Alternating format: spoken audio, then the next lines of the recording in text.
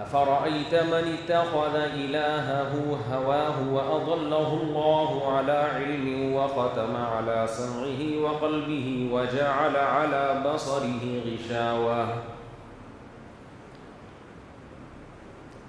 وقال النبي صلى الله عليه وسلم الكيس من دان نفسه وعمل لما بعد الموت۔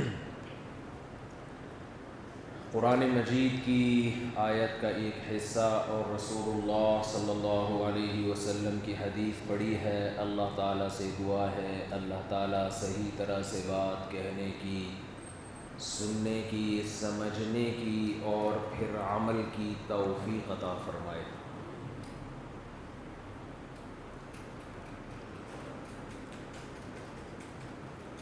افرأیت من اتخذ الہہ ہواہ،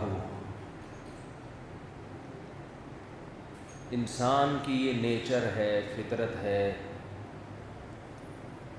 کہ وہ خدا کے تصور کے بغیر، خدا کے کانسیپٹ کے بغیر زندگی نہیں گزارتا۔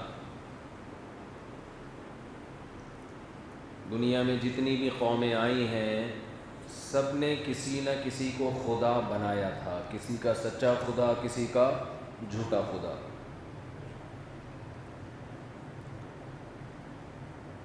لیکن ایک قوم ایسی بھی ہے جس کا خدا نہ تو پتھروں کے بنے ہوئے بت ہوتے ہیں، نہ آسمانوں پر عرش پر مستوی اللہ ہے، بلکہ ان کا خدا اصل میں خواہشات ہے۔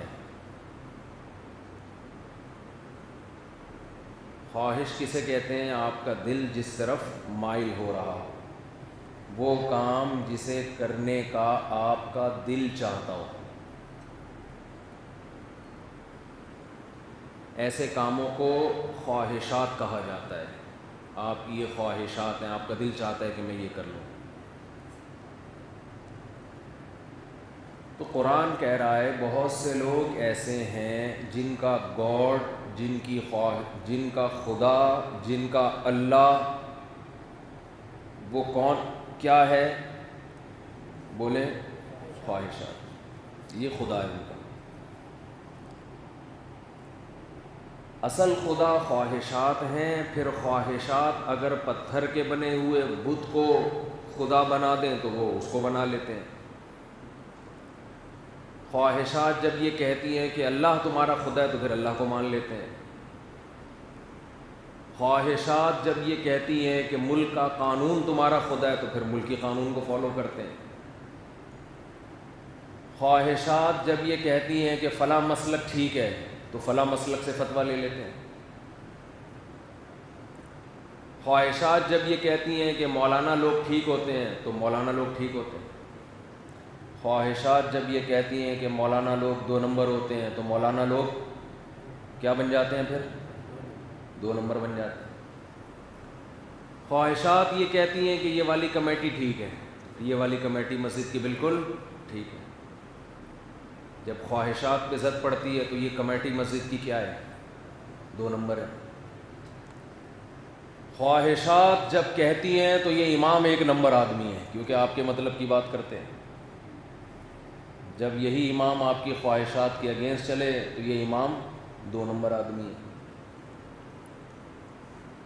ابا آپ کا ہر مطالبہ پورا کرتے ہوں تو ابا بہت اچھے ہیں۔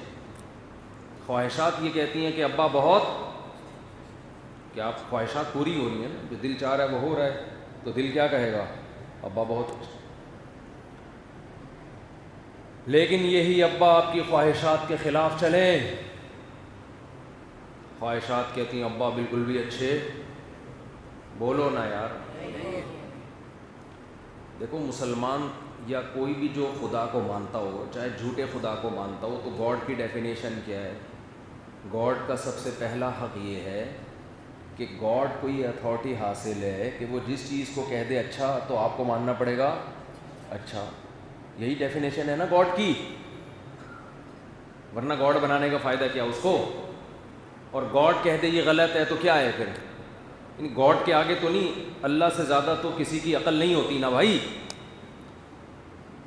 تو گاڈ کی ایک ڈیفینیشن یہ بھی ہو سکتی ہے کہ اس کی رائے کے آگے پھر آپ اپنی رائے کو فنا کر دیں. تو جب آپ کے ابا اس وقت تک اچھے ہیں جب تک وہ آپ کی خواہشات پوری کر رہے ہیں, تو خواہشات کے کہنے سے آپ نے ابا کو کیا کہہ دیا؟ اچھا. اور جب وہ آپ کی خواہشات کے اگینسٹ چلے تو پھر آپ کے ابا اچھے نہیں ہیں. اس کا مطلب آپ گاڈ کس کو مانتے ہو؟ خواہشات کو مانتے ہو. وہ جو کہہ رہی ہے فوراً فالو کرتے ہو اس کو. سمجھ میں آ رہی ہے بات کہ نہیں؟ ابا کے لیے بھی بیٹا, معذرت کے ساتھ یہاں ابا بھی بیٹھے ہوئے ہیں, وہ خوش ہو رہے ہوں گے کہ ہمارے فضائل چل رہے ہیں, لیکن ابا کے لیے بھی بیٹا اس وقت تک اچھا ہے جب تک ابا کی خواہشات کو پورا کرے, کما کما کے کھلائے. یہ لو ابا پیسے. ابا کہیں شادی نہیں کرنی ہے, کما کے مجھے دینا ہے. بالکل, میں کوئی بیوقوف احمق تھوڑی ہوں ان چکروں میں پڑ جاؤں گا. تو کما کے دوں گا, آپ ہیں پہلے. ابا کہیں تبلیغ میں نہیں جانا ہے, ابا میں آپ کی خدمت کے لیے پیدا ہوا ہوں. تبلیغ وبلیغ تو بیکار لوگوں کا کام ہے جن کے پاس کوئی کرنے دھرنے کا کوئی کام نہیں ہوتا. میں تھوڑی جاؤں گا تبلیغ میں. مجھے تو اللہ نے آپ کی خدمت کے لیے پیدا کیا ہے, دین کی تبلیغ کے لیے پیدا, بولو نا, نہیں. ابا کو ایسا بچہ بہت اچھا لگے, سب سے پیارا بچہ, بہت نیک. کیونکہ ابا کی خواہشات یہ کہہ رہی ہیں کہ پیارے کی ڈیفینیشن یہی ہے, لہذا یہ کیا ہے؟ پیارا ہے, چاہے وہ عجیب صحیح کیوں نہ ہو. بھائی ویڈیو نہ بنائے. تو عورت کے لیے وہ والا میاں پیارا ہے جو تمام قسم کی پابندیاں اس سے ہٹا دے. اچھا ہسبینڈ, جب عورت کہتی نا میرے ہسبینڈ بہت اچھے ہیں, سمجھ لو کسی قسم کی ہسبینڈ کی طرف سے کوئی پابندی نہیں ہے. نہ فجر کی پابندی, نہ ظہر کی, نہ عصر کی, نہ عشاء کی, نہ مغرب کی. پہلے مغرب آتی ہے پھر عشاء آتی ہے. نہ پردے کی, کوئی کسی قسم کی پابندی نہیں ہے. تو اللہ قرآن میں فرماتے ہیں کہ دنیا میں تمہیں کچھ لوگ ایسے لگیں گے جن کا خدا اصل میں ان کی خواہشات ہیں. اس بیس پہ کبھی وہ اسلام کو اچھا